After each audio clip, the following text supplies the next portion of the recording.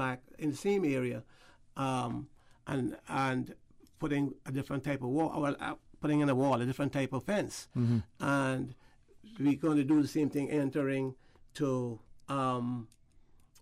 into Ebanks Lane, which leads again off of Watercourse Road. That entrance there is a bit wide, but then the way it's bent, and again, we've had to put some speed bumps in, and I mean, you could hear them. You stand by the park, which is, I have built a park down in there, and I stand by the park and I hear them coming, and they take that corner like it's it's I-95. Yeah. I mean, I don't understand, and they don't speed up till they get to the corner. I mean, this is absolutely ridiculous. I think it discourages cyclists walking, exercising, but it's dangerous to all. Suppose people that is in a wheelchair, and they need to get out. They can't stay locked up in a room, and you have all that to be concerned about. These people have no concern. Even I was just coming up on the Esther the Tibbetts bypass, and this 2 taxi vans and another car ahead of me. So it's 3 of us. This other taxi van coming behind on the right hand side. He just saw, I say 25 feet, and he slipped in, and then he was just about 10 feet ahead of the van on the right hand side because I was on the left. I mean, how he had to be speeding over the limit. Where are they going? What are they thinking of? And don't they care about their passengers, their own lives, and other lives? This speeding on the roads, I mean, you referenced it, His Excellency talked about it. We've all seen it. I have a good friend, she's driving, she feels it. You and I coming into work. What is it that you think is driving that amongst all of us on the roads? I mean, it's reckless, it's dangerous, it's fast, it's inattentive, it's inconsiderate. What are they thinking? People are not thinking? I mean, we have far too much traffic as it is, and we're going to have to come to grips with the import cars because it's far too many. And most of the cars that you see broke off, their wheels broke off, half of the body turned one way and the wheel the other way, is those small or foreign imports, I call them. Everything is import, but you know which ones I'm talking about. The Asian cars. It's a cheap thing for even for young people who just starting out work to have their own transportation. I've said long time ago, do know that we could have done what Bermuda done and said 1 car per family, but we need to take a serious, and I know the minister is working on something, but they got to move quickly. And maybe that was one of my big faults. I didn't follow rules, and I didn't like the bureaucracy. Well, all too bureaucracy and rules that are not conducive to community development is what's stopping a lot of this stuff. Right. Mr. Bush, we have a quick break to take, sir. When we come back, we'll continue our discussion. Please join us after the break. For medical lab services in Cayman, go straight to MedLab. For a full range of medical services, pleasant, clean and comfortable environment, no long lines and affordable fees, visit MedLab at the Smith Road Plaza. Open Monday to Friday, 8:30 a.m. to 5 p.m. and half day on Saturdays. Call 949-7331 to make your appointments. For medical lab services in Cayman, MedLab. Ask our professional team about the benefits of cutting-edge technology with MedLab's new state-of-the-art digital mammogram machine. A caring and community spirit, cherished family and cultural values. These are some of the things that still embodies the Caymanian way of life in the Eastern Districts today. Savannah Pharmacy, your neighborhood pharmacy, located in Countryside Shopping Village, is delighted to offer products and services of real value. Whether it's catering to your family's medical needs or carrying apparel, gifts, and beauty products, Savannah Pharmacy provides you with more than just prescriptions. Remember, they're always just around the corner with everything your family needs and convenient opening hours, including Sundays and holidays. Savannah Pharmacy. For more information, call 946-3336. They say that when it hits you, it hits you. A feeling so strong that it's impossible not to give in to a juicy piece of KFC. To feel elevated by the aroma and to free fall into its exciting flavor. Some call it love, attraction, desire. We call it KFC. Ignite your senses with KFC. Attention motorists. The DVDL reminds all motorists that temporary license plates must be switched to permanent plates by May 31st. Please visit the DVDL offices on Crew Road, Monday to Friday, 8:30 a.m. to 4 p.m. to obtain your permanent license plates. Temporary plates will not be legal after May 31st. Talk today. But I do have some questions. Talk today. Cayman Islands' foremost listeners' participation program. Talk today. Because there are more questions than answers. What the public is saying. Waiting to take your calls right now. Sterling Dwayne Ebanks.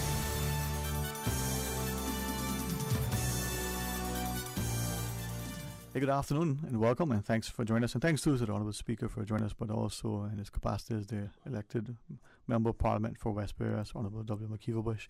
And I think for many who may not necessarily appreciate the Constitution and the system under the Westminster model that we labour, you serve as Speaker of the House, but you're also responsible for a constituency. I have a constituency, and I just want to finish off on, Yes, on this on the road. Another huge road problem in my constituency is a road off Bosun Bay Fountain Road called Schooner Lane, because down in there is flooding, with the government building up some homes down in Lighthouse Gardens, that some water comes and from the overflow from the ponds over to the north of Club Inferno. Those, you remember, there would be water holes, right? But those are really ponds. And when they get overflowed, it goes over then into that community on Schooner Lane. And that's a huge problem. I mean, if you see some of the water that is backed up there in the terrible rains that we've had the year before last and last year. Now we're working at we put in the drains, but some kind of flooding control system can have to be put in there. And Schooner Lane itself, I mean, it's not fit for purpose anymore. Was already Mr. Ebanks was there. That's my secretary's father, one of the first people down in there, if not the first one, was down in there, the front. And in fact, the road belongs to that family. They made that road, but it's a zigzag road. And now with housing and the people buying land next to it, it is something that we are working on. And so that's another, one of the two serious things is Watercourse Road. Watercourse Road, the Schooner Lane, and the matters to do on Northwest Point Road because of the churches and the schools. I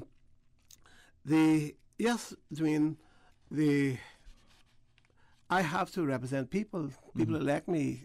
We have a system where we can get speaker from outside or speaker from inside. In the UK, which we follow, and in other areas, the speaker is well taken care of in his constituency or her constituency. In the UK, there is nobody banging on. I mean, the speaker still has to pay attention, but they have a system nobody runs against the speaker, nobody of consequence. So he's not challenged, really. Not so here. If you want to be elected, you better pay attention because enough people that want your seat. So that is something. Yeah, some people don't understand that. Some people, I mean, I hear them saying, "No, well, he's the speaker. Why is he talking? Why am I talking?" Yeah, I have a huge constituency of over 1,200 voters. So am I going to be foolish enough not to pay attention to the issues? Separate and apart from that, yes, and I can separate the two. I mean, I've heard even from another talk show, well, we don't want to hear from the speaker. Why don't we want to hear from the speaker if the speaker knows something about something? National issue, community issue, or otherwise. I have a constituency. And so I tend to balance carefully what I am doing in regards to my constituency, and of course the many people that comes to my house, my door, my office from all over this country. I have been a national leader in the past as such, as Premier, Minister, Leader of Government, Opposition. People come to my door because they know or they feel they can come. That is reassuring to me. However, it's a lot of work. You know, thank God my office staff is moving in the right direction. Anyway, that's one of the things. The house that sits by in Birch Tree Hill, which was by Scholars Park, which was some people was tending to call halfway house. It's through a different program we have where we would put people, take the house, we renovate it, and we've had public works involved. Since this government got in, nothing has been moving on it. The minister knows about it, and their hands are full, no two ways about it, and hopefully we can get that completed. That's a place where we will take in a person for up to 3 months, or a family up to 3 months that don't have no way to go, take them in. In that meantime, try to get them on their feet so that by the 3 months up, they got a job, they're able to pay rent, or some other thing has come their way that they can vacate the home and other people get it. So we're trying to finish that now. As I said, Kathy and Andrew both, I have to speak of them because they are working with me on these kind of projects. Hopefully, by the end of this year, we'll see. And it would have done quicker, you know, but what happened with this government, with the hurricane mashup last year, that took, you know, tremendous amount of funding from the kind of projects like that house. So hopefully it will get either end of this year or in the next year's budget.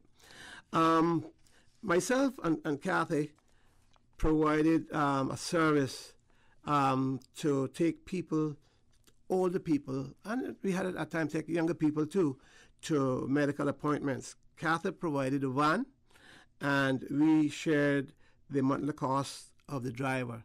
We had to shut it down when the spread came. It's a very costly thing because we have to pay a driver, but it was a good service because a lot of elderly people don't have nobody to go with them. Sometimes they might be able to get somebody to go to whatever medical appointment, maybe just the drugstore.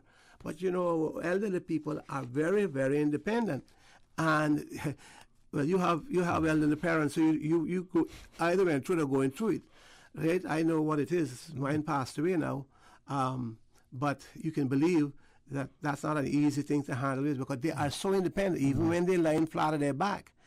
So that was a good service that Kathy came up with, and me and her joined together with it.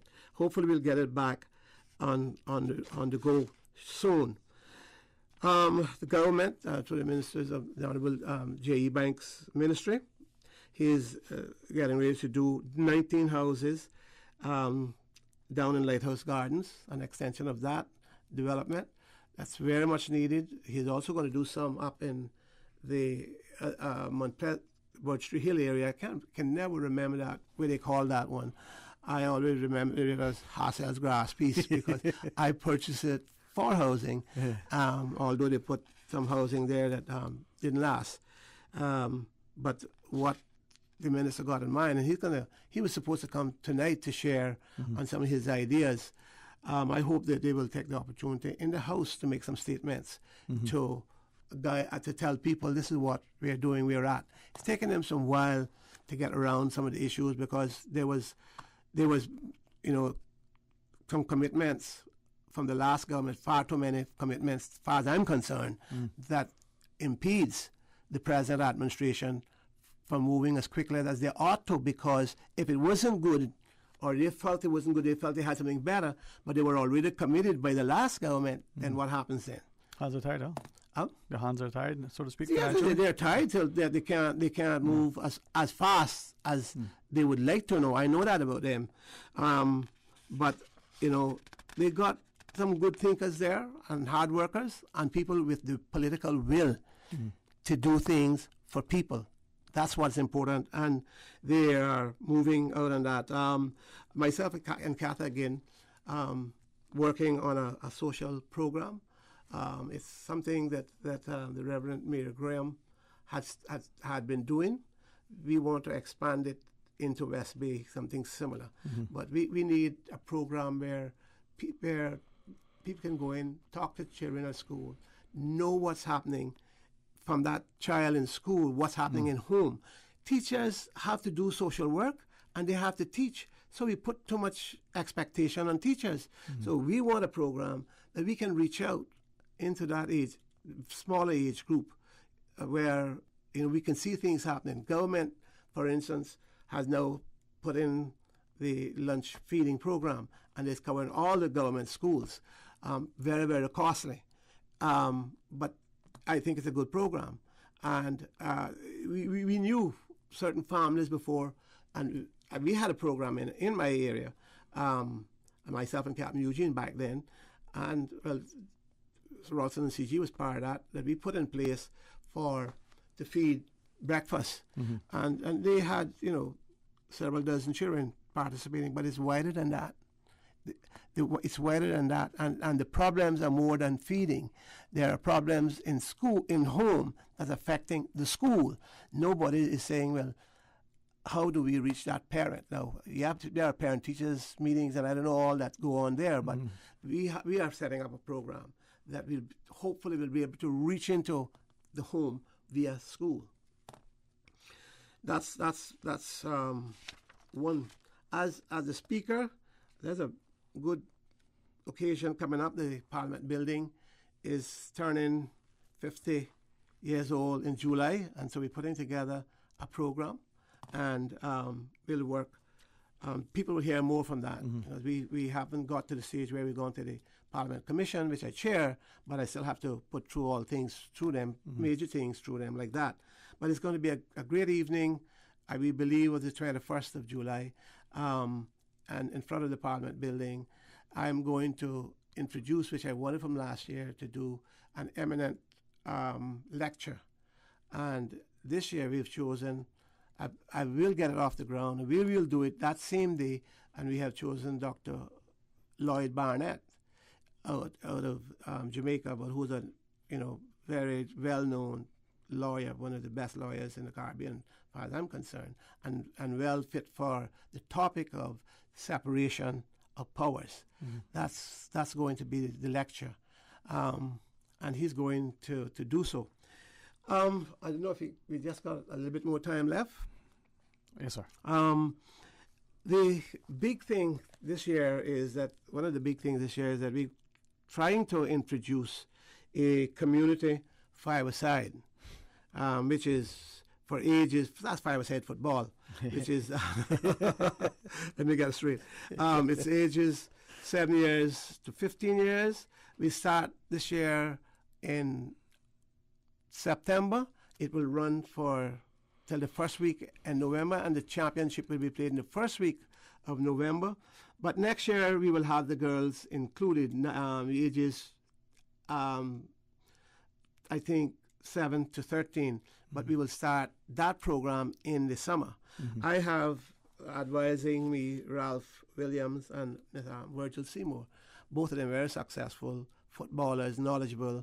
And Virgil is, all gung-ho. Ralph is too, but Virgil manages academy and has done a fantastic job of it, as well as Ralph has with their program. But they are now they are trying to help me organize. We want to hold it down in Ebanks Park, but you have to build the box, because it's a box that you build for the five-a-side. It's not going to be international standard, because you have to have like 90 feet of space by 30 feet or more. We don't have that, but we can manage it, because it's not going to be an international thing. But we're going to be doing it on Saturdays, September to December. Saturdays from the 5 to 7 in the evening, and then we'll have 3 teams, and then we'll have 7 to 9, 3 teams. That's what we're hoping to do. And as I said, that's the 1st of December would be the ending and the champion game between whoever is the champions at that time. Next year, in the new year, a link to the school that children come from, whichever teams they are, whichever school they attend, will be a link to that school for grade purposes. That will be part of our responsibility, part of the rules. They would have to maintain at least a C plus average. So we're trying to take all levels. And so we see groups, as I said, 7 to 10, then under 13, and then under 15. So 3 areas. Through funding next year, through fundraising, that will be the best of those 3 groups will attend an international tournament. So it's something that is a big thing for children in that age group. And I find that even when I went there, when I came into politics, wasn't a lot. We had one youth group. We've tried all sorts of things, and we've done a lot. For people to say there's nothing to do is not true. There's more that can be done, and various things. Big things for me was you needed to have sports facilities, whether it was basketball, netball, or football, or cricket, with the big sports. Swimming was the next sport. And so those things we pushed and worked on, but now there are other things. And that younger and more populated now, younger group, that 7-year-old, we want them in positive environment. And so we hope that we can get this started. And Northside, Mr. J, East End, Mr. Isaac, Bordentown, so far, Mr. Saunders, the Deputy Premier, and Green Seymour, and Kenneth Bryan and Sabrina has want to join in to have to get teams in. Whether it's going to be, I'm not saying they're going to be West Bay against Georgetown. I hope they don't come to that. They can have people in Georgetown join a West Bay team. They can have a Jamaican. They can have a Cuban. They can have a Honduran. Other nationalities. I don't want it to be, it's a Jamaican team against a Cuban team or a Honduran team against. No, I don't want that. Right. I want them mixed. I want them playing together and, in fact, learning the game, even though it's a different level game than the regular football. These are things we are working on. Well, we want you to come on and many more. Yeah, and share with us. We appreciate you reminding us that because of inclement matter, whether the meeting this evening is cancelled. And when you're ready, your busy schedule allows. Thanks very much, Mr. Bush. Both Mr. Minister J and the Deputy Premier were coming to bring up dates. I'm sorry about it, because I know people are calling and people say, you're not doing enough. It's a lot that's being done, you know. And as I say, some people see who they want to see, what they want to see, what they want to hear, and who from. And when. And when they're calling, yes. There you go. Well, thanks very much, Mr. Bush. Thank you very much, and thanks Radio Cayman as usual for their courtesy of helping us get our message out. Yeah, I like your mask, man. You. Oh. Well, you see, that's the English football team that I follow is Manchester United. I still think they're the best. They're still losing, but they're still the best. I know my doctor, you're not going to agree with me. He's Liverpool, but Man U is still the team. And Barry Martinez, he thinks Man City. Nah, none of them. That could be a discussion for tomorrow. Thanks publicly to Ms. Susan for giving us a few extra minutes, and to Mr. Bush for coming on. And join us tomorrow for more Talk Today right after the midday news. Until then, be blessed. Talk Today is brought to you by Subway, open 24 hours in Countryside, Anderson Square in Georgetown, and Centennial Towers in West Bay. And by the Ministry of District Administration, Tourism and Transport. Explore your history, explore your land, explore your sister islands. MedLab in Smith Road Plaza, your complete medical laboratory solution. Call 949-7331. And Savannah Pharmacy in Countryside Shopping Village, convenient opening hours including Sundays and holidays.